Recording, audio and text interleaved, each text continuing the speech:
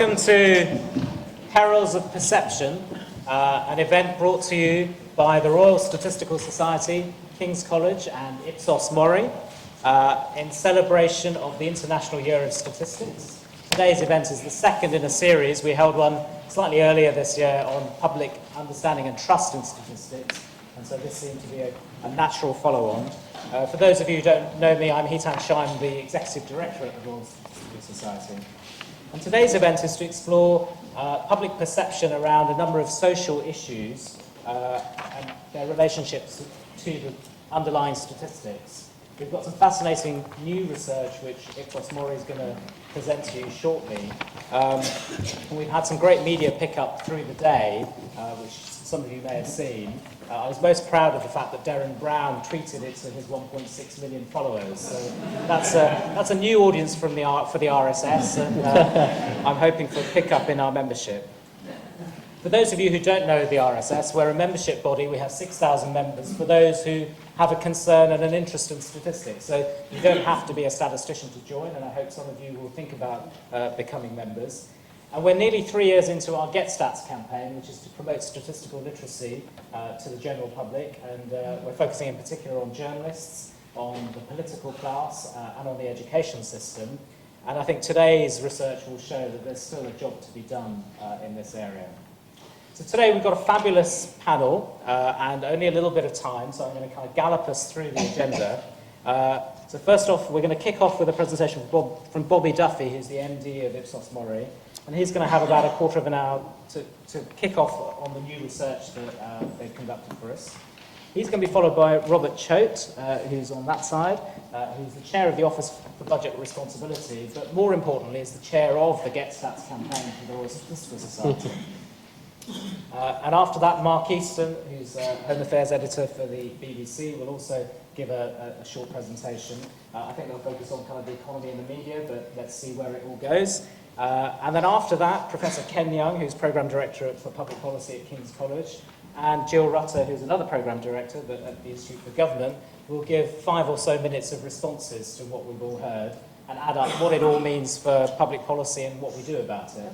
I didn't think it would take very long to cover that bit. So. And then we'll have a bit of Q&A, and I hope to finish by 7:45, at which point there'll be drinks upstairs. So it's going to be a lot of fun. Timing is tight, so I'm going to be very aggressive with our speakers and tell them to get off the stage if they're taking too long. And just in terms of doing the normal logistics, please switch off your phones, although don't worry, because there's no signal in this room anyway. If there's a fire alarm, it's a real fire alarm, please do anything you can to get out. As our research will show, people aren't necessarily rational. You have to assume everybody else is going to be irrational, so just push them out of the way. It won't be orderly. This is on video. Reliable. I was just kidding. And although none of you can actually access your phones, if you do somehow manage to tweet about it, the hashtag is Perils of Perception. Right, I'm going to hand over to Bobby at this stage for his presentation. The rest of us will come down with the hoi polloi downstairs. You get them? Cool. Okay, thanks very much, Hetan.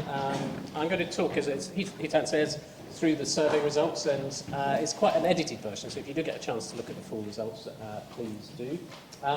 I think we'll start with the fact that we have a very odd view of our population. We ask people, out of every 100 people in Britain, about how many do you think are those things along the bottom, so Christian, age 65, black and Asian, etc. And I'm not going to test you, you'll be glad to hear on what the actuals are. I'll give you the actuals. The actuals are 59% Christian, according to the census, age 65 plus, it's 16%, black and Asian 11, unemployed 8, Muslim 5, single parents 3. But I'm going to test you on what people guessed at. So I'm going to have a bit of interaction, and hopefully Darren Brown hasn't spoiled my surprise in this if everyone's already seen the tweets on it. I'll give you the first one, which is Christian. And actually, massive underestimation of the proportion of Christians in the country. 59% according to the census, 34% is the average guess. But we can kind of allow people that one because they may be thinking practicing Christians. But there is lots of evidence from the US and other places that people underestimate the proportion of the population that the majority makes up. That's a kind of consistent finding. But age 65 plus, let's start with that one. Who wants to guess what the average guess across the UK population is for how many people are 65 plus? Five. 25, 25. 35, yeah, there you go. 36. Very good, very good. 36. So the average population, the average member of the public thinks that 1 in 3 people are over 65. So that the ageing agenda has really got into people's consciousness, which is good. Black and Asian? Higher. We need Bruce. What was that, sorry? 25. 30. So again, very consistent with US data, similar sorts of proportions you get in Black and Asian compared to the 11%. Unemployed is interesting, 8%. That's of the active working population. What do you think the guess is? 15. Actually, 22. So people are very pessimistic about that, pushing us towards, I think it's 27% in Greece and Spain, but they're trying to get us there, 22% in the UK.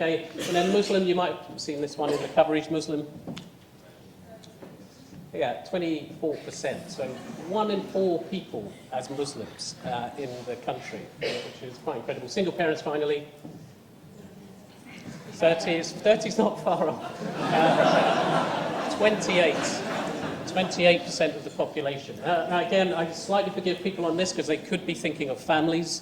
So it is 26% of families are single-parent families, so you kind of forgive them on that. What's very hard to forgive is the extraordinary view of teenage girls that we have. We asked, in your opinion, what proportion of girls under the age of 16, and we did emphasise the under the age of 16 years, get pregnant in Britain each year, and this is the pattern that you see.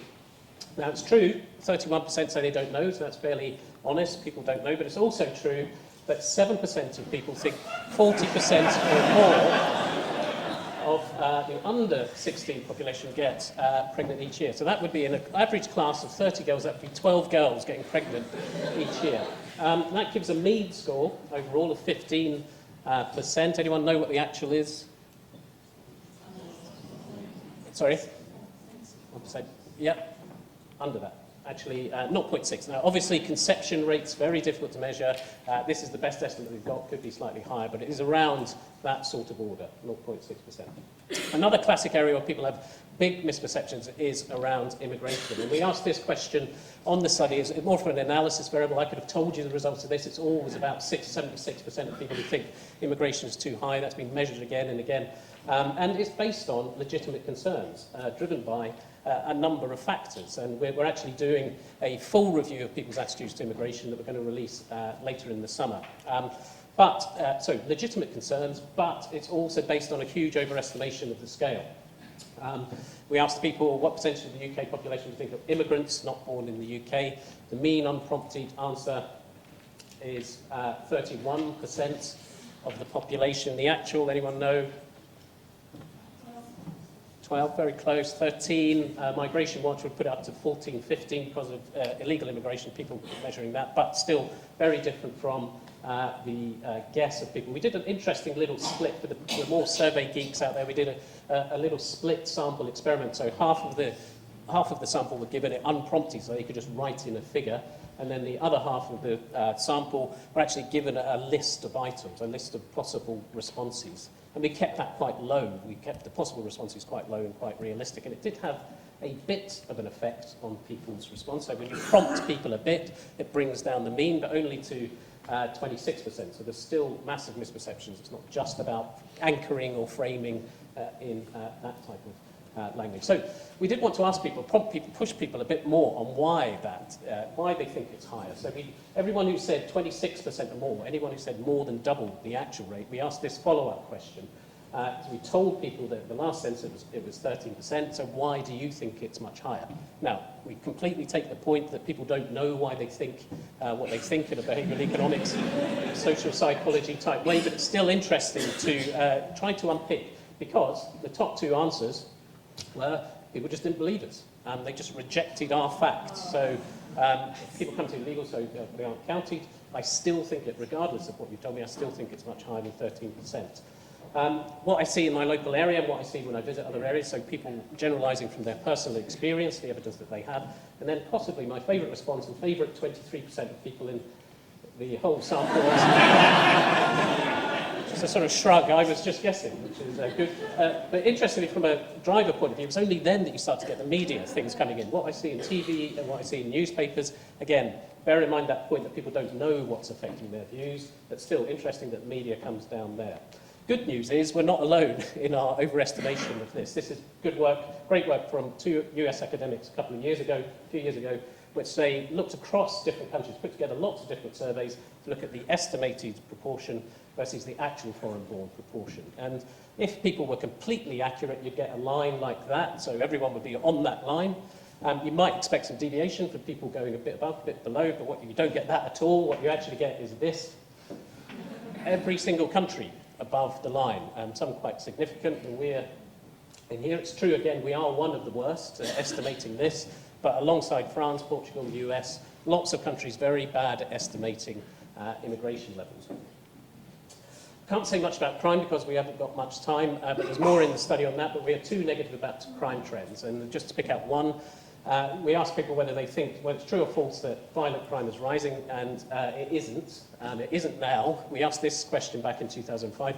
It wasn't then. It was still falling then. But the response that you get now, 2013, 51% of people think that violent crime is rising. In 2005, it was actually falling at quite a significant rate. So, as you'd expect, many more people thought it was still rising there. And I think that there's possibly an important point in here that it takes time for people to notice these types of changes. People struggle with levels and change, and it does take repeated exposures before people change their views on this. So that 51% is actually a step forward in some ways.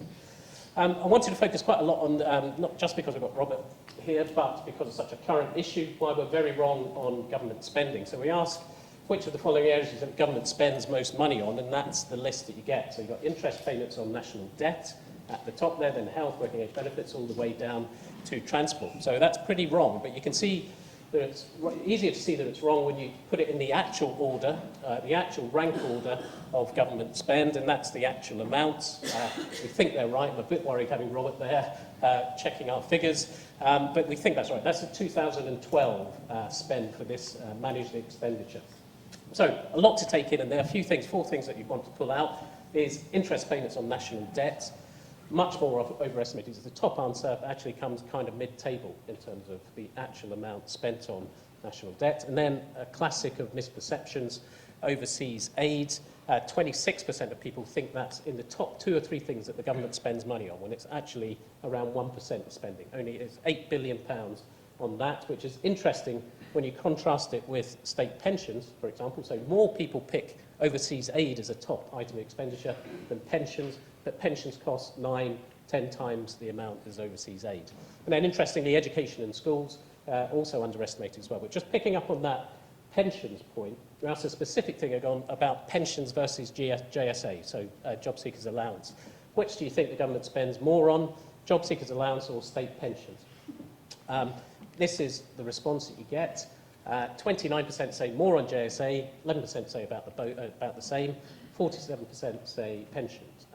Anyone know? We know what the total spending on pensions is. It's about 74 billion. Anyone know what JSA? Very good, very good. 4.9. 4.9. So it's actually 15 times more is spent on pensions than it is on JSA. Which is important in the current context because we're all making decisions about what to cut and what not, so it does affect people's views. So we asked this question about a whole range of benefit changes. I'm only going to pick out 4 given the time that we've got. So we asked which ones you support the most up the side and which ones you think saves the most along the bottom. So just picking out 4. The one that people think saves the most and is most popular, most supported, is capping benefits at a household level at £26,000 per annum. Next is the one that actually it's equivalent in terms of level of support is supporting it as a stopping child benefit where someone in the household earns more than £50,000 a year. People think raising the pension age says a reasonable amount, still half the level of capping benefits, but there's very little support for raising the pension age to 66. We did give people a bit of a longer description. It's for both men and women. And similarly with bedroom tax, no one likes that. Don't think it saves very much. We did give a fuller description of it when we talked to people about it. So, anyone guess what saves the most out of those? Yeah, it's kind of a clue in the previous few slides. Raising pensions does. And I was going to do the fonts in the kind of correct proportion to the savings, but I couldn't because it would just swamp the rest of it. So pension saves about £5 billion per year if you make that change.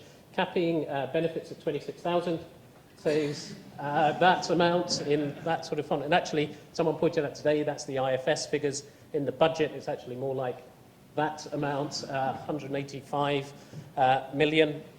Stopping child benefit actually saves a reasonable amount. And then bedroom tax, again, maybe more than people expect, 500 million, but not popular with people. So this points to another thing I think that comes through in the findings, that popularity affects people's estimates. There's an interaction between the two. They're not independent from each other. There is a relationship there. But the biggest misperception that we measured was actually on benefit fraud. There's £100 that we spend on benefits just stacked up. How many of those £100 do you think that people guess is spent fraudulently? Claimed fraudulently? For those people? 8? 0.2? These are random numbers. 0.2, 0.2 and 33. Anyone else? Actually, £24. £24 in every £100 spent claimed fraudulently. Anyone know what the actual is? Roughly? 1%. Yeah, very close. So 70 pence is the estimate. That's the error bit. There is a fraud element to it, but it's still only around that kind of level. But again, another key lesson I think from this is we went on to ask people, when you were thinking about that last question, which of the following activities were you considering as fraud? And again, those same caveats on people not knowing particularly what they were thinking of. But some interesting patterns still. Quite a lot of them at the top, the most popular ones, things like false information, faking disabilities, not reporting changes in circumstances, working cash in hand, those types of things, fairly clear cut as some types of fraud. A couple that are sort of in the middle, people unemployed, on unemployment benefit, not trying to find work, and people from abroad, immigrants claiming benefits. We should have specified that a bit better because that is unreasonable in some ways. But then 2 at the bottom, people claiming benefits who haven't paid any tax and national insurance. And people having more children so they can claim more benefits. Those 2 things are things that people say they were thinking of when they were talking about fraud. If you put them together, that's 45%. If you add them together, it gives a unique set of 45% of people, so nearly half of people, including that type of reasoning in fraud. So maybe we are talking about slightly different things with people. People want that sense of contribution and still think that people are playing the system. So why do these gaps exist? Final bit from me, trying to group them together, looking across all the work that we've done and all the literature. Misperceptions, or in academic terms it's usually called innumeracy, in these types of things. I think I've got 4 groups of things. First of all, there's measurement and definitional problems, so there's imprecision in the questions, very technical things, but we're also talking about different things often when we're getting people to say what they think an estimate is. Sometimes people have a different definition in mind to us. There's a whole series of cognitive errors, you could count them as. There's the statistical literacy things that we covered at the last seminar around people having very grave difficulties with large and small numbers, and there's a lot of that in this. Levels versus trends, very difficult for people to come to views on and report on. Then there's a whole series of social psychological explanations around, say, availability heuristics, that people just grab the information that's available to them rather than thinking these things through. Focus on negative information. It is more retained by people, negative information as opposed to positive information. Then framing and anchoring, we've seen some examples of how that is important to how people respond. And then people do also take time to notice. You need repeated exposures before people change their views. It's probably not conceptually different, but it's so important. The media, political rhetoric is still very important in framing these types of views that people have. So the fact that we have vivid stories, which is in many ways what we want from our media, we want vivid stories, but that means there's less emphasis on scale and penetration of the issues. But then finally, one more interesting group of explanations around a kind of emotional innumeracy, as it's called in the academic literature. So it's not so much that our misestimates reflect what we actually think is happening, it's also that they reflect the concern. So not so much about the facts, that the causality works in both directions. We tend to overestimate things that we're worried about, and that's because we've got motivated reasoning. So we have accuracy goals. Yes, we want to give you the right answer on these types of things, but we also have directional goals. We want to make sure it becomes an important issue to us, and we report it as a higher prevalence in the population than it actually is. So finally for me, overall that means in our own way we're quite like Einstein, which might seem a bit odd after we've seen those survey results. He was actually quite good at maths, apparently, but we're like him in the sense that if the facts don't fit the theory, we change the facts, and quite a lot of us do. Thank you.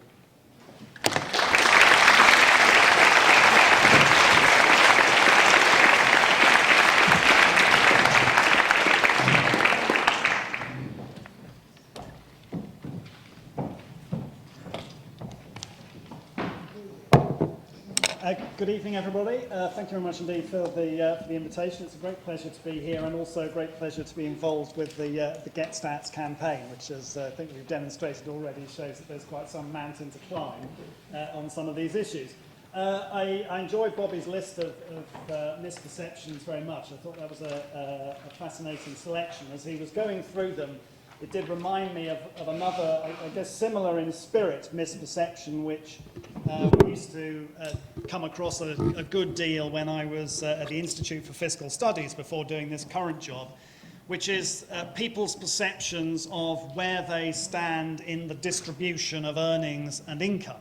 If you want to think of something else which can skew people's view of live policy debates, and I think Bobby may have a more rigorous set of studies that points to this, but I think it's fairly widespread both from formal polling and from focus groups that people tend to think they're a lot more typical of the rest of the population than in fact they are. People think that they're in the middle to a greater degree than they otherwise would be. And so if you were to confront a group of professional people, for example, by the knowledge that the median gross full-time earnings in the UK, so if you were lining up full-time employees from the lowest earning to the highest earning, the one in the middle, £26,500. People typically, I think, would think the number was rather larger than that. When you're looking at people's living standards, typically you look at that at a household level and you take into account people's family circumstances, how many kids they have, etc., and therefore what money you need to maintain a particular standard of living. But my colleagues at the IFS reported last year that if you're thinking about who is in the middle and take a couple with 2 children, then they'd need to be earning £19,000 each. And that puts you right in the middle. Whereas I think most people asked that question would assume that the number was considerably higher. Without children, 2 people, £14,000 each. And certainly I remember when I was at the IFS having lots of interesting conversations with very nicely spoken researchers ringing from the BBC saying, we're thinking of doing something on the average household. And you'd say, well, I guess you're looking probably at a couple of people on 14,000, at which point there would be a strange silence at the end of the phone before they said, well, actually, we were thinking more of an average couple on maybe 60,000, one child in private education, that sort of average. So, and I think you have to, you're legitimately aware when listening at this, are you thinking about what's typical across the whole country? Are you thinking about what's typical of the person asking you the question? What's typical of the audience that they might be writing for or speaking to? So, and, you know, having been a hack in my former life as well, I've committed as many of those sins as I complain about now.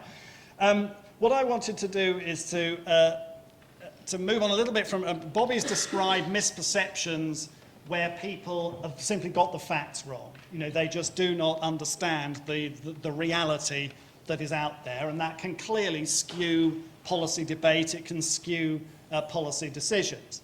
What I want to do is to point out a kind of different peril of perception, which is the fact that you can present a given situation, for example, in the areas I'm working at the moment, on what's going on in the economy, what's going on in the government's finances, what's going on in the amount that the government is spending. you can present a given piece of information perfectly accurately in a number of different ways, but that will then create very different perceptions. And politicians, lobby groups, commentators, think tanks may obviously choose the way in which they frame some of these facts in order to create those perceptions and to suit the argument that they're making. So what I wanted to do is just to highlight a couple of the examples of that from the areas that I work in and, as it were, give a sort of bit of a consumer warning if you're consuming this sort of information that's put out. And that's to basically be wary of three things, one of which Bobby's already mentioned as something that people find difficult to grasp a considerable amount of the time, and that is levels and changes, levels and growth rates, for example, when we're thinking about the economy. The other one is to be very careful about the units of measurement in which people are dealing. Is that affecting your view of whether something's going up or down or is bad or good? And finally, stocks versus flows, particularly important in terms of the public finances, about the government's debt versus the amount that it happens to be borrowing in any given period. So just to kick off with that, let me start with levels and rates of change. This chart shows you the last two forecasts that the OBR, the organisation I work for now, has made for how much the economy was going to grow. That's the real output of goods and services that the economy produces between last year and this year. And so back in December 2012, our best guess was that the economy was going to grow by about 1.2% between one year and the next. And our guess in March was that it was going to grow by about 0.6%. The current best guess for most people is pretty much midway between the two, 0.9 or thereabouts. Now, that was reported as being the growth forecast being slashed. So the difference between 1.2 and 0.6, well, clearly it's halved. That's quite a big difference between those two things. The Financial Times website, as I left the office today, was leading with the IMF's has slashed its growth forecasts for the world. When they said slash, they meant reducing the forecast of growth from 3.3 to 3.1 this year. It's not quite slash. Again, I've been there and I've done this as well. It's always, I think, been a great shame as a former journalist that nobody's ever come up with an antonym, the opposite of slashed. How do you unslash a number upwards? It's a bit difficult, but slash is a great journalistic word and we love it very much. Let's look at another way of presenting this information in which the outlook for the economy was much worse in March, clearly only half as good in March as it appeared to be back in December of last year. So this shows you now the same two forecasts, but this is now showing you the size of the economy in 2012 and then the size of the economy in 2013, as we thought in December 2012, and the same comparison here in March. So that dramatically different picture that I showed you in the previous slide is rather less easy to spot here when you actually present this as levels. It's very hard to see the difference between the 2013 number and the 2012 number, and it's very hard to see the difference between that forecast and that forecast in terms of growth rates. And indeed, another way of saying that the growth forecast has been slashed in this way would be to say that in March, we thought that the economy this year would be about 3 1,000ths smaller than we had anticipated it would be back in December of last year. So slashed is a great word, but I would suggest reach for your wallet every time you read or hear it. Another way of demonstrating, again, the rates of change, having been an economics reporter, the number that you spend most time getting excited about and writing about is the growth rate of the economy from one quarter to the next. So is the economy going to pull out of recession? Are we going to start to see it growing from one quarter to the next? And as you can see, if you go back over the last 3 years or so, back to the beginning of 2010, a very volatile picture. Great for news desks. You can get lots of, things are leaping up or for, economy falling back to earth again. Convert that to levels, though. It's a rather less exciting story here, which is basically that the economy was generating about £375 billion worth of output in each quarter. So this is not to say look only at the levels and ignore the growth rates, but I think whichever story you're presented in newspapers or politicians are talking about or lobby groups are referring to, whichever one they're referring to, check what the story looks like in growth rates if they've mentioned levels, in levels if they've mentioned growth rates. Another thing to be that looking at levels is quite useful for is a reminder that history can be rewritten. So how excited should we get about growth rates or increases or decreases in the size of the economy of a few 1,000ths when you consider that this is how the history of the 1990s recession has been rewritten since the middle of the 1990s. So this line here shows the fall in the size of the economy and then the recovery as it was painted back in 1994.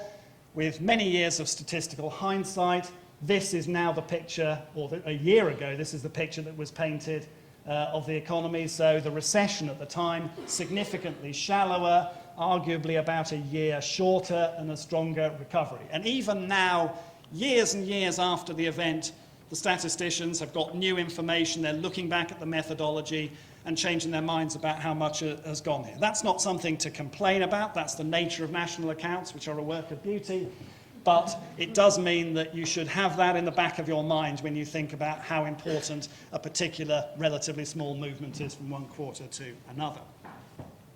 Now let me turn to units of measurement and take the example of public spending. We have obviously a lot of talk about austerity at the moment. And a lot of people think about austerity in terms of whether the amount that the government is spending is going up or not. And you have some people who say, we've got too much austerity, look, public spending is being really badly squeezed. You've got other people saying, well, what austerity? Public spending is still rising. And those things are all true depending on which set of units of measurement you use. So typically, you can measure public spending in three different ways.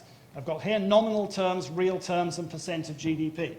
Nominal terms, the blue line, is simply the cash value of all the spending that the government does. So just simply pounds, shilling, and pence, look at it, how is that changing over time? And what you see here is a very consistent increase, not overly only in the period that we've been through, but forecast to go ahead. Ignore this blip here, it's a strange quirk due to the treatment of Royal Mail. But basically, the people who say, what austerity? There is no austerity, will be looking at the blue line. However, if you adjust it for inflation, how much is each pound buying you in terms of the package of goods and services that you could exchange it for? It's a rather different picture, it looks pretty flat. And then if you look at it as a share of the economy, so what proportion of everything that the economy is producing, everything the people in the economy are consuming, then you get a different picture. You get public spending rising quite sharply during the period of the recession, partly because the amount of spending went up a bit, but the cash size of the economy shrank a lot because the economy is in real difficulties. And then basically the consolidation is about getting you back to pretty much where you started here. So if you look at that, it looks like severe austerity, particularly if you think that there are some bits of spending that are still going up as a share of national income, so schools, hospitals, etc., having to come down here, but a completely different picture. There's a temptation, I think some people think that this share of GDP idea is a bit suspicious, a bit lefty, because, you know, look, it's just the state's out of control up here. Well, I think we can go back to Gladstone in 1860, who did point out that if you're thinking about the great increase in spending, obviously from a much lower level that he was presiding over, then considering the means by which that supported the size of the economy isn't a bad thing to do as well. Finally, let me look at stocks and flows. And here I've got a comparison of two key measures of the health of the public finances. The line here is showing you the total stock of the government's debt. That's the amount of debt that it's accumulated over time because it's been borrowing from people. Some of that debt matures and you don't have to worry about it anymore, but in cash terms, clearly rising, expected to go on doing so, even as the government is starting to get to grips with the deficit. The deficit is the amount that is borrowed in any particular year. So occasionally, politicians trip themselves up. The government or a couple of ministers have tripped themselves up by saying, we're getting the debt down. Well, clearly they're not getting the debt down yet. The debt is continuing to rise here. And even if we look at it as a share of GDP, it's still rising on that picture as well. It's not simply a question of the unit of measurement. It's the deficit that is coming down. So, it's the deficit that is coming down. So the amount that's being added to that stock of debt each year is being pulled down. So at one level, it's fair to sort of criticize the politicians when they get the stock and the flow mixed up and they're not actually getting the debt down. We're merely getting the deficit down at this stage. But on the other hand, I think it's important not to be too sniffy about this. If you're going to try to get the government's debt down, then the way you do that is by first getting the deficit down. Think of the level of government debt as being like the level of water in a bath, where you have the plug out, so some of the debt is draining away as it's maturing, and then you have the tap on, so you have the budget deficit still running with water coming in, and as long as the water coming in from the tap is more than the water going out through the plug, the level of the bath, the level of the debt is rising. And if you criticize somebody who's desperately trying to turn the tap off, for not dealing with the level of the water in the bath because it's still rising, you have to point out, well, how else do you stop a bath from overflowing than really try and cut down the amount of water that's coming in so that eventually that, with a lagged effect, has its impact and stops you overflowing. There's not a more direct way, short of a large bucket or tipping the bath over, I guess, at which you could actually get the water out more quickly. So I think it's, again, one of those areas when you're talking about the public finances, be wary of the stock, be wary of the flow. All these are perfectly accurate ways to talk about these developments, but the perception can be very different depending on exactly which way you talk about them. So let me leave it there.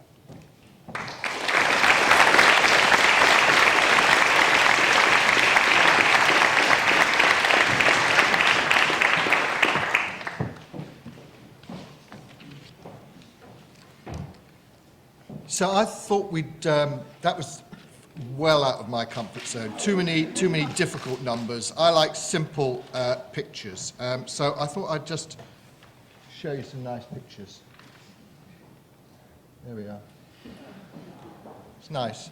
So the question here was, how do we perceive the world? And I think there are sort of three ways in which we actually do understand the world around us. On the top left there, we see it with our own eyes, our own personal experience of the world around us. And then the one in the middle, we get stuff from the people that we know, our friends, our family, the chap down the pub, the butcher, the candlestick maker, all of that. And then finally, we get it from media. In this case, Bump in the Night, but it could equally be the Daily Mail. It doesn't really matter. So we learn about the world in these three different ways. And I thought before we went any further, and Bobby started off, I didn't think you did the quiz properly, because I think you need to, I'm going to put you on the spot a little bit here. This is a perception quiz, okay? So the question I want you to consider is this one. What proportion of England is built on, okay? So when I say built on, just to be clear what I'm talking about here, I mean any bit of land that's covered by, obviously, a building or a road or a car park or an airport or a railway line, but we're not talking about farmland or ponds or reservoirs or lakes or gardens or woodlands or mountains, all of the things that you would, moorlands, wetlands, none of those count, okay? So I want you to think of a figure in your mind of what the proportion of England that is built on. Actually, to make this even more exciting, I want you all to raise your hands. And, no, come on now, hands up, everybody put your hand up. Okay, so if you think that more than 50% of England is built on, you can put your hand down. A few went down, okay. If you think it's more than 30%, put your hand down. A few more. If you think it's more than 20%, if you think it's more than 10%, if you think it's more than 5%, if you think it's more than 3%, if you think it's more than 2%, Okay, the answer is 2.27%. I do mean England because the figure for the UK is 1.5%.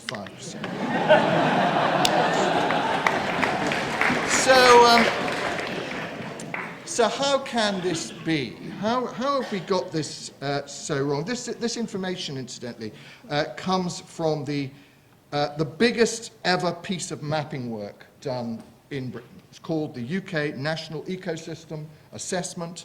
It thought about everything. It worried about people tarmacking their gardens. It thought about, well, what about footpaths and all the rest of it. It took it all into account. I did the maths, my arithmetic, really. That is the answer. And what was really interesting is that, well, how can it be that we get this so wrong? I mean, there was a handful of people in this room, and you are highly educated, beautiful people, and you got it so wrong. So my thought on this is that actually, you see, we spend probably 98% of our lives in places that look like that, in buildings, in cars, on roads. We look at the world around us with our own eyes, and what do we see? We see a built-on Britain.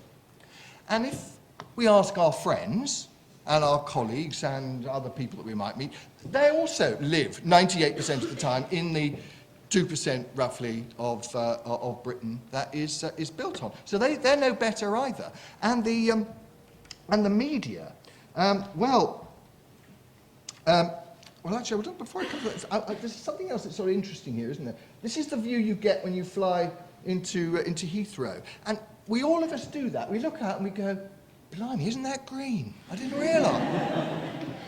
Who said that? It's true, isn't it? You go, oh, it's so lovely, England's so green. But we suffer from this total misconception. And when I was, I have to say, bowled over by the figure when I found it, and also surprised at the number of people who just refused to believe it. As Bobby said, people just not prepared to accept it. They didn't actually have any argument against my numbers. I'm sure there were lots of people who went piling into the UK National Ecosystem Assessment. Pretty surprising for them, I suspect, but there was quite a big sort of bulge in their internet hits. No one could challenge the numbers, but they just weren't prepared to believe it because it didn't fit with their world view. So why didn't we know this before? Well, the answer is obvious if we go back to the three ways in which we perceive the world. So as I say, your friends don't tell you, you don't see it yourself, and the media, well, the media, you see, focus, you see, it is the mass media we're talking about here. They're not really interested in the 5% of people who live in the unbuilt up bits of Britain. I can tell you, the figure was published by the ONS last week. There are 2,703,100 people who live in non-built up areas in Britain. That is 5% of the population. But the audiences of all those books and the films and the television programs and the radio programs, they all live in the other 95% of them live in built-up areas. And this is a really important point because you have to understand how the mass media works. By definition, mass media is for the mass. It wants to appeal to the biggest audience, to reflect their experience of the world, and if you like, to reinforce their views. Because challenging people's prejudices and their perceptions doesn't sell newspapers or magazines. And it doesn't win over your audience on television or radio either. So most editors would probably admit to you that they tend towards stories that they know will fit into the purview of their customers. So they shape the events to slot into the preconceptions of their audience. They will emphasize accepted wisdom and tend to ignore things that threaten it. Not always. I mean, journalists, I have to say, quite enjoy defying conventional thinking on occasion. They are, I think, genetically predisposed to antagonize and provoke. But the safer ground is the known world rather than the bit that people don't recognise where the dragons live. And that is why when Belinda or Sophie rings up Robert, she wants somebody who earns about 60,000, has got a couple of children in private school, because that is Sophie's world. The consequence is that news stories tend to be framed by popular thinking. So, as we were hearing from Bobby, crime we know is going down, but, and actually I would argue people are behaving better, and indeed some stuff actually works. But people don't really believe that. So we know that crime started falling in the mid-90s. Now, I've been working in domestic news for a long time now, and certainly since the mid-90s. So I was often called to the Home Office when they conducted these things to go and look at the crime figures, and it was a classic event. We'd all turn up for what they call a lock-in, and it really was a lock-in. We'd be taken into a room with no windows, the door would be closed, we'd be presented with the crime figures. On the top of the crime figures, incidentally, was a message from the minister saying, "It's all good news, everything is marvellous, crime is going down in almost every category, I'm great." And the government's doing a cracking job. So as soon as we got in there, of course, with the doors closed, unable to report anything, we went straight through looking for the one crime where there was any sign of anything going upwards. And then the doors would be opened and we would go out to the world and tell them the story, which was effectively, what was the voters' settled view, or our audience's settled view? Crime's out of control and politicians are all weasels. So that's what we would do. And after a few years of this, actually, I received a letter from a gentleman in Eastbourne who had heard me and seen me on the television, and he said to me that he was thoroughly confused because I had apparently been on the television news saying that violent crime had halved, which indeed it has. And on the Today programme, saying that it was broadly stable, which it actually is, when his copy of the Daily Telegraph said it was soaring. Another word, rather like, slashing, but soaring. And he'd helpfully included a cutting from the newspaper with the splutters of indignation still visible, I think, on the side. And they had picked, the Telegraph had picked on pretty much the only one gloomy statistic in the British Crime Survey, a 4% rise on violent crime with injury.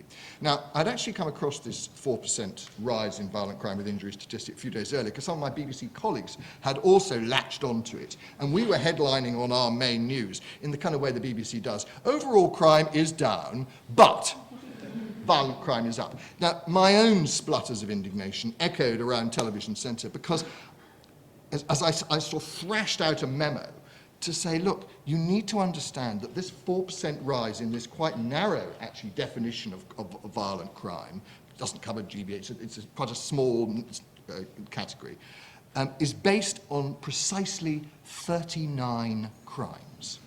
39 crimes revealed in 46,000 interviews done for what was then the British Crime Survey. So that's 39 crimes across 365. That's all the information we've got on this.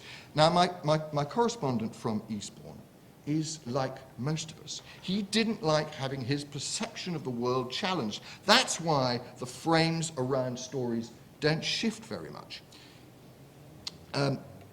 It is a gradual process. Now, it may start with someone's own experience. They're forced to use the local hospital for some reason. And having read how the NHS is going down the pan, they assume the worst. In fact, the experience is okay. Some of the nurses and the doctors were really quite pleasant. They didn't actually end up on a trolley in the corridor. No wrong limb was removed. Frankly, result.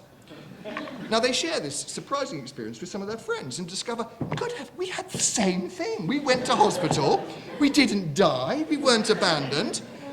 So what can this mean?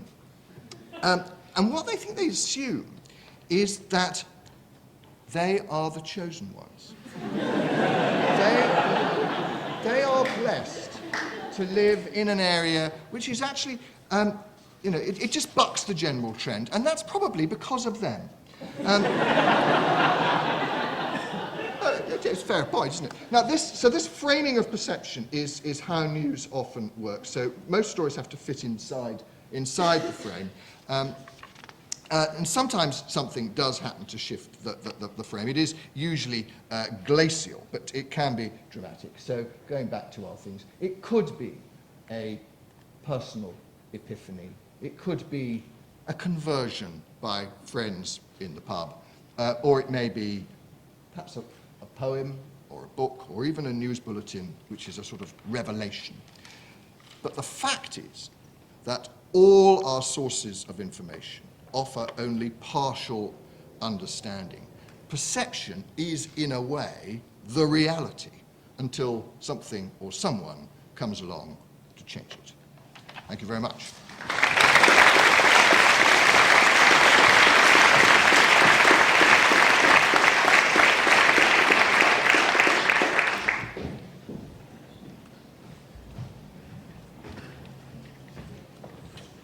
Well, I'm down as doing a response rather than a speech, so you don't get slides with super pictures.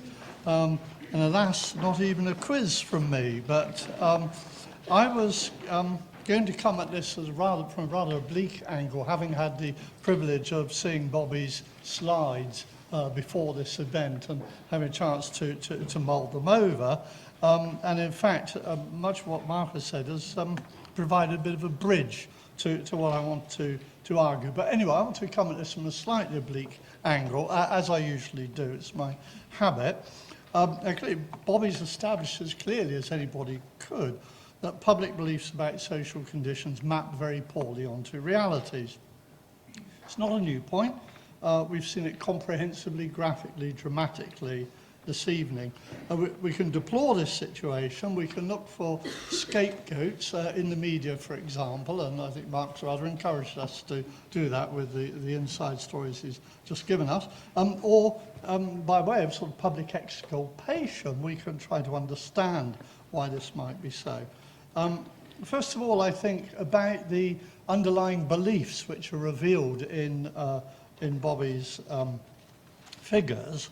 I think most people outside the hothouse of current affairs probably have very few points of reference from which sensible estimates of a magnitude of a phenomenon might be made. The numbers are very, very difficult to grasp. So the fact there are wide variations should not in themselves surprise us.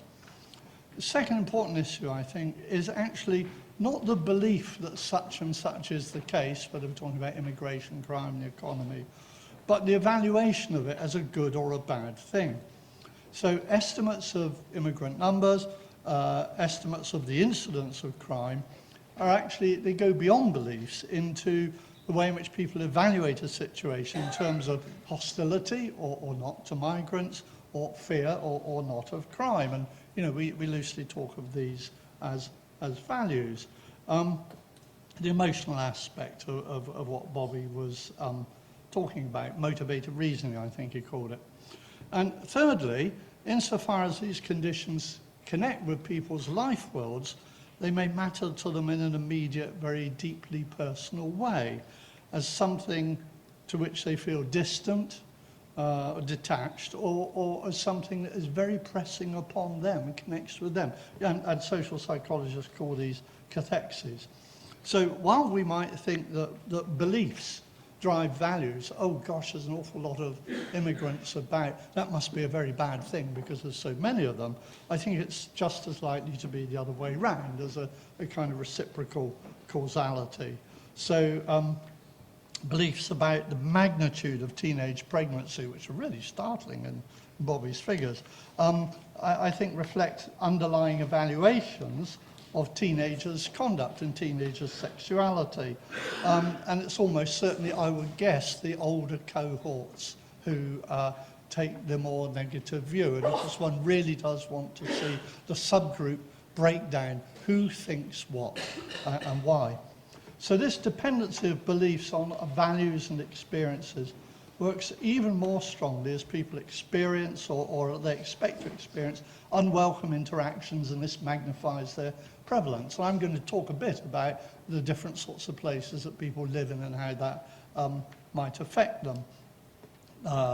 Fear of crime, paradoxically, might be high in some low crime areas. I grew up in Bournemouth. People are terrified there. Hostility to immigration may be higher in largely white or marginal areas. And anticipation rather than the actuality of unwelcome encounters, what drives the overestimate of prevalence. But the way in which people's experiences are picked up and reflected back to them makes me think of when I moved back to London some years ago from Bristol, and I thought, shall I go and live in Islington, or shall I, which was still affordable then, or shall I go and live in Hampstead, where I'd lived once before? And I thought, well, I'll buzz round, I'll look at the agents, and I'll buy the local papers. And I bought a local paper in Islington, and the headline was, "Meat Porter runs amok with axe." So I drove over to Hampstead and I bought a copy of the Ham and High, and the headline was, "Valuable Clarinet Stolen." So I opted for Hampstead. So my argument is this, that these wide variations in numerical estimates tell us more about these values and cathexes, about experiences and the way in which they drive beliefs, I think, rather than the other way round. So the interesting thing is not the patterns of response to factual questions, but rather where and among whom these variations are located. And I've got a great appetite for knowing more about the finer-grained analysis of these results. Put another way, how these different life worlds throw up such different responses to straightforward questions about social conditions or government policy, and exemplify the problem here by a couple of very simple examples drawn from something I used to do, from surveys of the extent to which people viewed their own experiences of government and of local government in particular. There used to be a great market for surveys of satisfaction with public services, and poor MORI don't get the chance to do as much of this these days because local authorities don't have so much money to spend on them. But there are also big national surveys that map onto these, and I once had a lot to do with them, as well as these local surveys. And in all of these, the tendency is not to differentiate between respondents. It's the headline figure that grabs attention.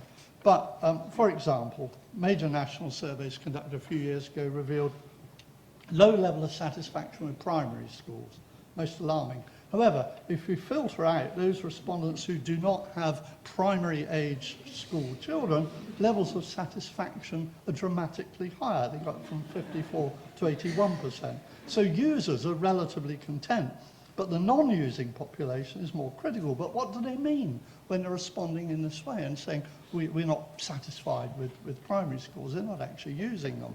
So they're obviously responding to some other kind of stimulus. Another similar one, a survey which we did showed low levels of satisfaction with council housing. But when you look at responses by tenure, showed that council tenants were the happiest group. The owner-occupiers were the most negative about council housing. So the survey wasn't actually tapping experience of tenancy, but broader social stereotypes or some urban architectural disposition. You know, we don't like the look of these places, which on my argument would shape beliefs. Beliefs too much council housing, it's in the wrong places, unjustifiable, but expense, tenants pay peppercorn rents and all this sort of thing. So the responses to factual questions are driven by where people are and what they're experiencing. And similarly, we're obviously very familiar with the phenomenon of partisan voters evaluating the major parties and their leaders according to their own pre-existing loyalties, although that may be decomposing a bit now. What we found in surveys conducted for a government inquiry I was involved in running was whether people were happy with their own local government, depending on a large degree on the politics of the local council majority and whether it matched their own. So regardless of what was being done, Conservatives in non-Conservative areas were unhappy.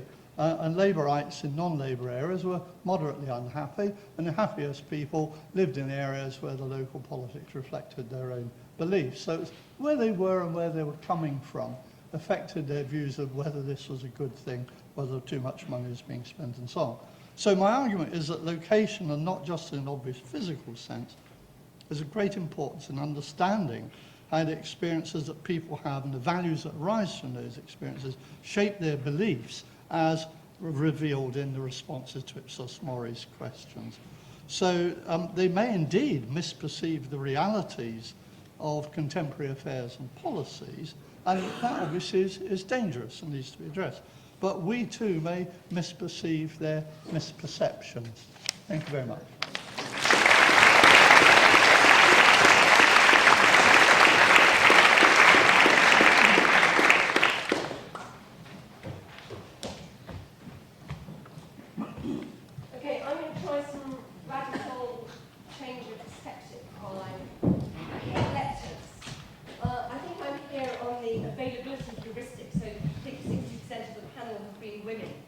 my being the last person here. But anyway. Both of you get it. Anyway, I hope Robert's not on a bonus for the Get Stats campaign, because it seems to me that if he's expecting performance-related pay there, he's going to be struggling for some time. I'm Jill Rutter, I'm from the Institute for Government, so what we're interested in is, so what might you do about any of this?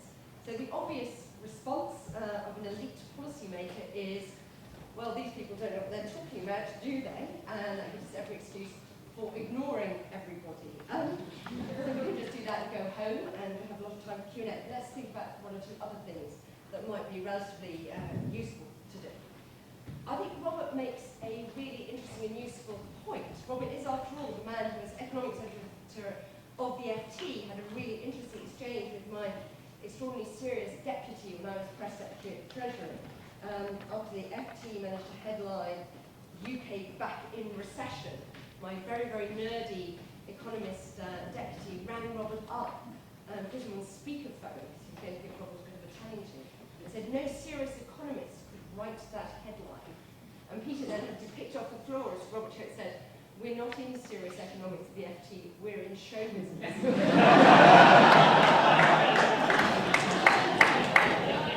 That would just make Mark feel better. But anyway, so what do we do about it? I think it's a really interesting thing, and my first thing is about graphs. And I think it's one for Get Stats. I loathe graphs that don't have a zero on them. I don't think a zero has ever made an appearance in a BBC graph. Because it would mean that graphs are immensely boring. As Robert helpfully showed with those dull as hell graphs and levels. Actually, most graphs show virtually nothing. The moment you take away a zero, though, you have freedom to show some really, really dramatic figures. So that's my first thing, is it would help enormously. If communicators, grids and standards, and actually put zeros, and not zeros with then a bit of that. That's my first and very techie comment. The second thing that I think is really interesting, one of my colleagues a few years ago was a part of a citizens' jury. He was designated the citizen's friend. It's a very odd role for him, but anyway. And a number of people who were the sort of people that were polled in Bobby's poll were actually asked to come and try and do the Treasury's job for them in how to do the 2010 spending round. Now, this was a really, really interesting exercise. For those people, they were randomly put in Coventry. They weren't Sophie's Choices. Another Sophie joke there for people who like Sophie jokes. Very slow, anyway. But anyway, he was the citizen's friend. And the first thing he did was to translate the currency. So people were not told that they had to say billions or hundreds of millions or tens of millions. They could save a little star, a medium-sized star, or a big star. And they were told all that. These people were told they could either sort of have, 10 of these big stars, or people really related to that. I tried to explain that to Nick McPherson, who's the Permanent Secretary of the Treasury. He couldn't understand it at all. He couldn't understand why on earth people didn't find billions really easy and could relate to these stars. But actually, the people could understand these stars. Then they were told, quite interestingly, that they could pick off a lot of these items that related to their creditors, but actually, as we saw from Bobby's charts, they didn't really save very much money. But the interesting thing was that mostly they still wanted to do it anyway. And once they'd done it, then they were prepared to give politicians or themselves the permission to look at some of these bigger ticket items.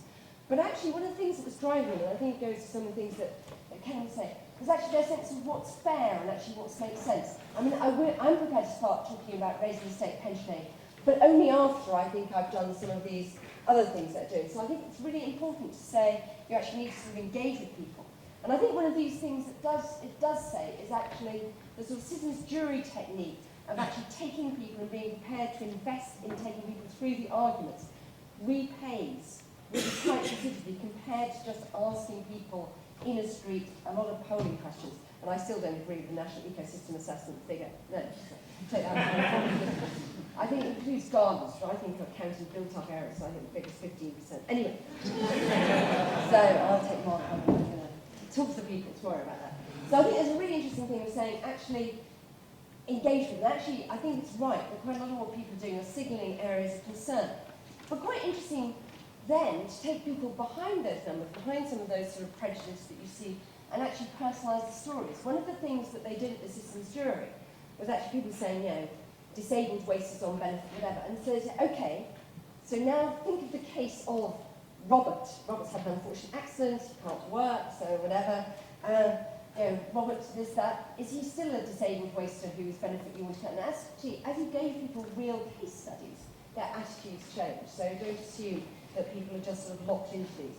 So I think actually more of that sort of deliberative technique is potentially very helpful. What people were asked to do there was to deduce some principles for the spending. And actually those were really quite interesting. And the government actually uses the same mantras, whether it's actually done quite the same process. Another thing that governments can try to do, and I think this is quite an interesting thing, is to sort of say, well, clearly you're sceptical about us, you sort of don't believe these things, but actually you don't have to believe us. And this is where I think you get to what I call the arm's length body paradox, which is to establish a trusted messenger. So you don't have to believe us, you don't have to take our numbers, but look at these nice independent people. And this is one of the really, really odd things about government, because government itself has sort of is subject to extraordinarily different perceptions. Just give what I call the arm's length body paradox. David Cameron made a speech in 2009 in which he denounced arm's length bodies, quangos, if you want slightly more BBC language, as inefficient, unaccountable, and a waste of money. That was in the coalition agreement. The coalition would go to Colworks. The coalition's first real policy act was to establish something called the Office for Budget Responsibility, which to almost anyone else looks like a quango. And the reason for that was to give credibility to an area where the Treasury was perceived to be non-credible, which was fiscal forecasting and to do the economic forecasting. It was after 13 years of Labour misforecasting and the figures always being slightly too optimistic on growth, massively too optimistic on revenue, we were going to give it to these trusted independent people away from government. So it's quite an interesting thing when you're trying to counter these things, you give them to some sort of outsourced body, or you take those decisions away from government ministers who are perceived to be untrustworthy. But there's another option as well, which I think is one of the really interesting things. One of the things Bobby didn't present, but was also in the Ipsos MORI findings, is the thing that Ken was referring to and Mark was referring to, it's fine for me, it's okay me, but actually there's a national problem. So one of the other things that I think a policymaker can think of is actually taking decision-making, and this is one of the things the government is trying to do, is actually taking decision-making closer to the people who are actually saying, well, actually the service isn't too bad here, rather than taking a decision at national level. Because if you think actually at national level we're doomed, but actually locally it's okay, then the question, do you want to set your policy at the doomed level, or do you want to set the policy at the okay level? And it may be a very strong case for saying actually the nearer you can make decisions for people who are actually more likely to have had a personal experience of the survey and be basing it less on the refractions through all these multiple performers, less the bump in the night and more the mother hugging her kid. Maybe that's a better level, and maybe one of the problems in the UK or in England is that we take too many decisions too far away from people's actually real experiences and take them too often at national level. Of course, the counter to that are the two most horrendous words in the policy-making language, which are postcode lottery, which I think sort of came up here, which is that it's not fair, they're getting it there and I'm not getting it here. So that doesn't necessarily work. But I think if you were wanting to look at what might you do, rather than just cut the public out of those, I think those are quite a things. Now, one of the questions is when and does any of this matter? And you could argue that actually most of the time this is just a hobby for most people. I mean, guessing these things or whatever, it's slightly false their views, but actually most of the time they're being much more excited about Andy Murray winning Wimbledon or being about to win the Ashes. Yeah, anyway, not to talk about. So I think that's quite interesting. In this, my favourite source of statistics, Mark knows this, is the TV show Pointless. I wrote a blog about Pointless, which I couldn't persuade our director to put up, because he said nobody would know what I was talking about. It's just like so wrong. But anyway, there was a brilliant question in Pointless. Pointless, you have to get the lowest scoring answer. Basically, 4 couples have to get the lowest scoring answer. You haven't watched it. It's on at 5:15. almost every day. So do watch it. Question was about Radio 4 programmes. People all look completely baffled. Anyway, so one of the questions was, which programme has been presented by John Humphreys since 1987? So you've had quite a long time to know about that. Not a single one of the couples could answer the question. So that's 4 people, sort of not totally represented Middle Britain, but you know, not the most unrepresented lot. Of the 100 people given 100 seconds to answer this question, and she says, channeling Alexander Armstrong, 6 people knew that John Humphreys had presented the Today programme since 1987. If you ask politicians, 100% of them would know that question. 100% of people working in Whitehall would know the answer to that question. So I think one of the really interesting things for a lot of these things is that too many people in politics assume other people are too interested in all of this, because what none of this brings out is actually how much does all of this really matter to you. But there is one time when things do matter to people, and that's election time. We had an event last year at the Institute of Government. Robert was there, but his very scary Dutch counterpart was there. His Dutch counterpart is the reason why it takes about 5 months between the Dutch government falling and them being able to have an election, because he costs and assesses every opposition party's policies in the run-up to an election. If we really want good debates and actually to be electing people on the right basis, it might be quite sensible to ask Robert to not take quite so long, but for someone to do an independent assessment of actually do any of the policies of the people that we're about to elect really add up. So, my suggestions.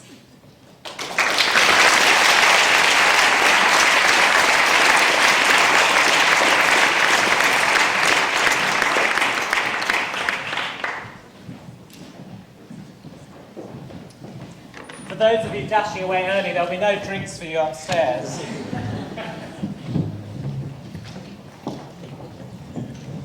Well, thank you very much. You've been a patient audience. I know it's been a great set of speakers, but I know also sitting there for a little while does get to your legs and so on.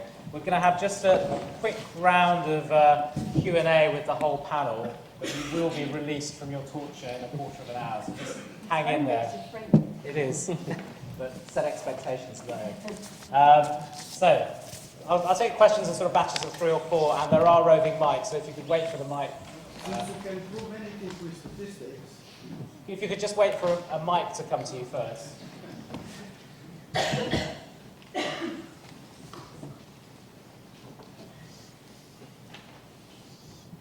since you can prove anything with statistics, is it a science or is it an art, like the accountants? Okay, thank you. Who else do we have? We've got 2 down here.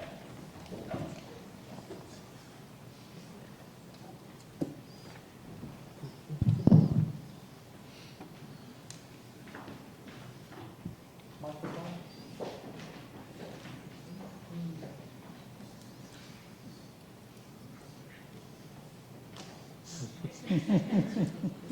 I'm just wondering, after the things that have been said about people's motivations in answering these questions and the role of values and complexities and all that, how we would use surveys like this to evaluate how well a campaign like GetStats is going. That is, would we think it had succeeded if people knew that there were 30% of people in the UK were born overseas, but didn't do anything differently? Or are we expecting people to somehow take account of what this information is giving them? And if so, how do we know if they have? I'm Giselle Cruz from the Resolution Foundation, or I think. From a public policy perspective, there's been quite a bit of laughing at the public, I was never all a little bit thick. But actually, I think there's a big role here for government. I mean, we can blame pressure groups for presenting the side of the story that they want to present, and we can blame the public for not paying attention, being interested in MORI, sort of, what's going on in the NHS. But in the end, challenging perceptions and forming those perceptions in the first place is a lot to do with the information that's available. And if we've got stuff coming out of government that other organisations aren't able to challenge, then we have a problem, because people's views are going to not be sensibly formed by kind of good, robust argument and good, robust analysis. And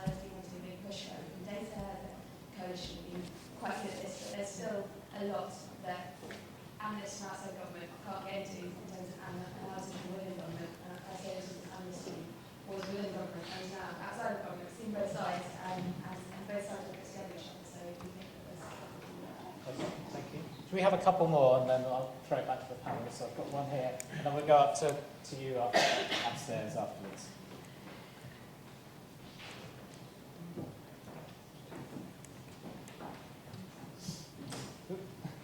All the mics seem to be going upstairs, sorry. Oh, okay, right. You've been chosen. Not by me, but by the microphone. Go ahead. I just wanted to ask, it's been touched upon a bit today, but I think maybe not to the extent it should have been, and that's the role of media, but also government and political parties deciding what's said about issues.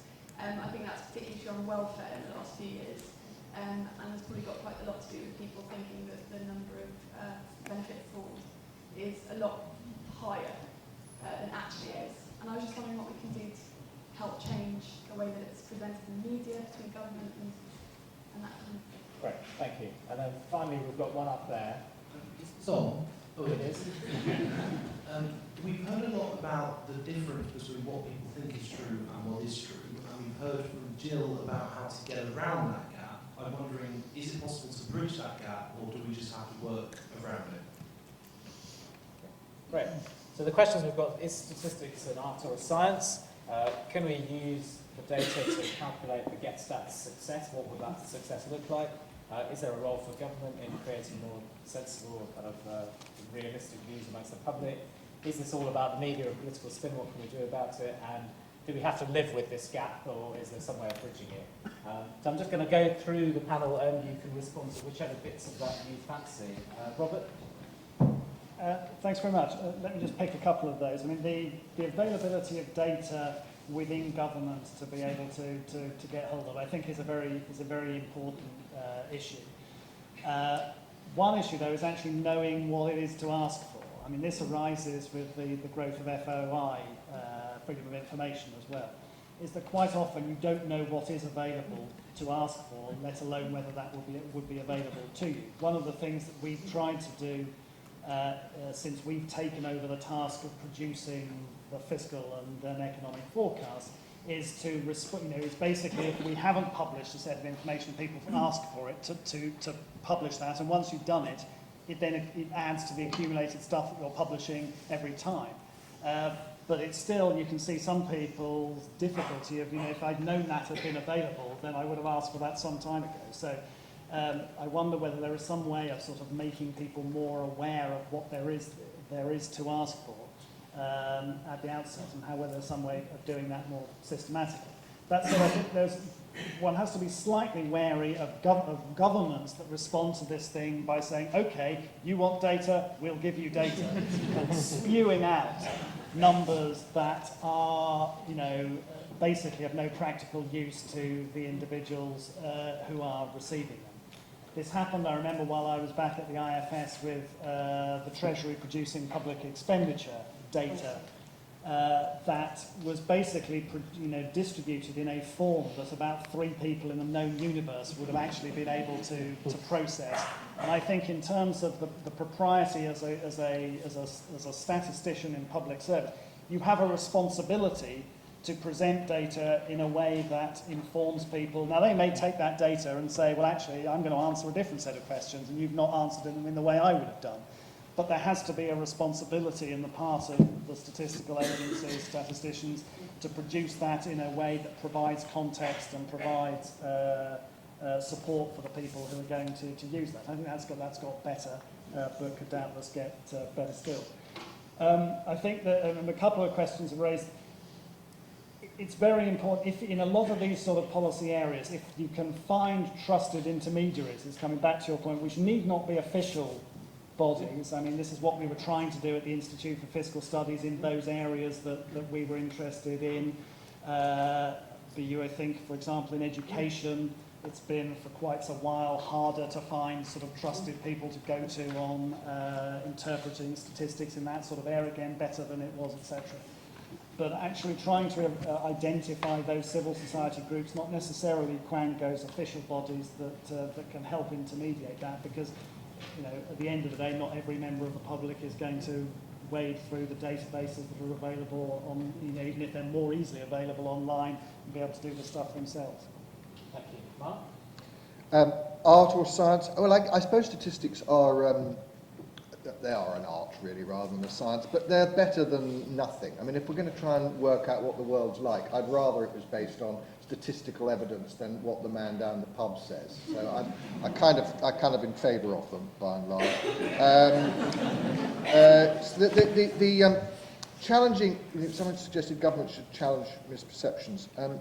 I actually think this challenging the erroneous use of official and national statistics is really important, and I think the developing role of the UK Statistics Authority is critically important, and I would really press Andrew Dilnott to take it, and he's begun a little bit, but take it beyond Whitehall and start looking at the press and just saying, look, you have completely misrepresented this official statistic, it's quite wrong. Journalists, of course, will be horrified at this idea, but they don't like being told that they're wrong. None of us do, really. And so I think that might be quite an important thing. So I'd really like to see that.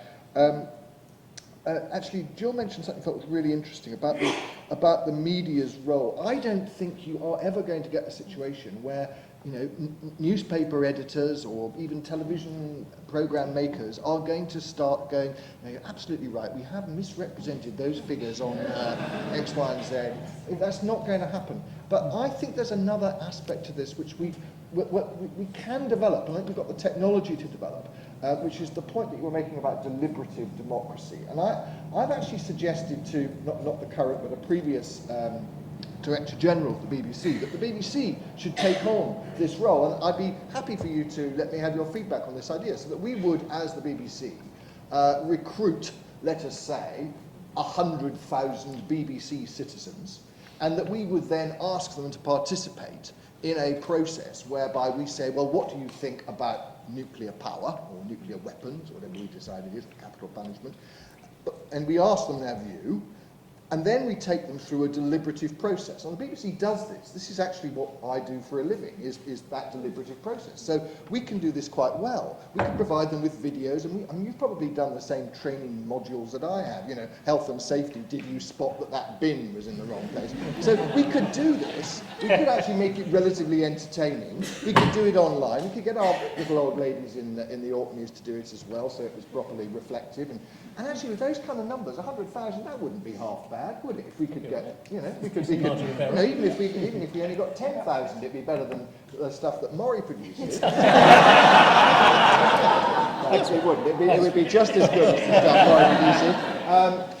No, but I actually genuinely think that actually it would be so interesting, and you look at what's happening on social media now and the way that the internet's progressing, and we're already seeing, you know, I think this argument about accountability versus transparency. Transparency is rubbish. I mean, that doesn't do anything. You need people to be properly accountable. And unless you've actually got willing, you know, armchair auditors, as Eric Pickles, going through this stuff, then it doesn't mean anything. The good news is I think there are increasing numbers of armchair auditors who get enormous pleasure and spend a lot of time, you know, on social media pointing out other people's failings. So I'm actually quite optimistic that might be good news. They may just be talking to each other. I think that is actually one of the sort of emerging sort of checks on misuse of statistics, which is things like, you know, full fact or Channel 4 fact check, actually getting after people who make assertions which can't be backed up and are doing that. And I think that's actually quite an interesting new discipline. I think UKSA does have a really important role. I think it was really interesting actually that the Public Administrative Select Committee sort of rejected the first appointment as chair, thinking that she didn't quite reject it, so really supposed to, but suggested that maybe they ought to reconsider. They didn't really quite get the independent role of UKSA. And I think it's really quite interesting. I thought, I'm having an argument with Robert here, we were trying to make head nor tail at IFG yesterday of the government spending announcements. And we couldn't make any sense of the document that the Treasury had produced. And Robert says it's fine, next week the Treasury will be producing the Public and Statistical analyses, but actually that's 2 or 3 weeks after the spending announcement. And I think increasingly people like UKSA ought to be setting standards for the presentation of those documents. So actually, it may be a boring annex, we may have the spin, but somewhere we have the numbers presented at the right time in a way so we can all actually understand what the baseline changes are and what's really changed, because that will enable people to hold people to account. I'm going to leave the questions on how to change people's motivations. That's well beyond what I can do. Well, Ken, that's your territory. Yeah, well, but not at this moment. I don't think... don't call me, I'll call you. I don't think more public statistics, however well presented, are going to help. There's not a high level of trust in statistics. There isn't a high level of trust in government. There isn't a high level of trust in large corporate entities. And therefore, I think there's an underlying issue there. So who do we trust with hard data? I and probably many other people trust which? The Consumers Association. So I'm having a little fantasy about which statistic as a new series that you can get with your subscription to Money Which. Well, the worst place we had in TripAdvisor government, and that was the theory where everybody would post their reviews of everything and stuff like that. So that's the, yeah. Well, I want the trusted independent comparator, I think. Bobby. Yeah, just to pick up on that, we actually asked about, we did a deliberative exercise, was asking people about different trusted sources, and that actually came out as one of the things that people wanted. That came spontaneously.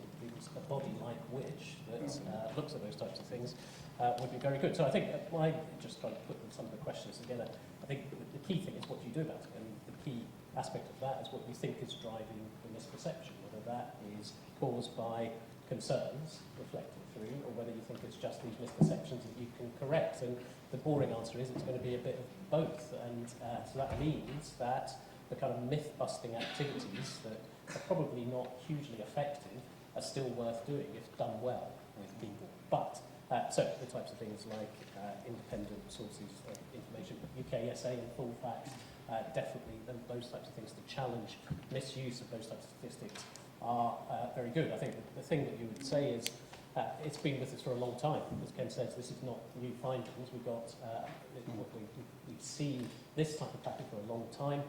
Getting that to change over a period of time is really difficult. The answer would be to get everyone in a room, as Jill says. We do that ourselves. We do lots of deliberative events. You get people together, and by the end of it, you can change their views. We did one recently for JRF and Demos on welfare. We're actually showing people the spending data, and people were so surprised and couldn't believe it that they actually took all the information with them to go and show other people, because they didn't think they would believe them unless they had an official bit that said from someone independent like Ipsos MORI to say this is actually what it does.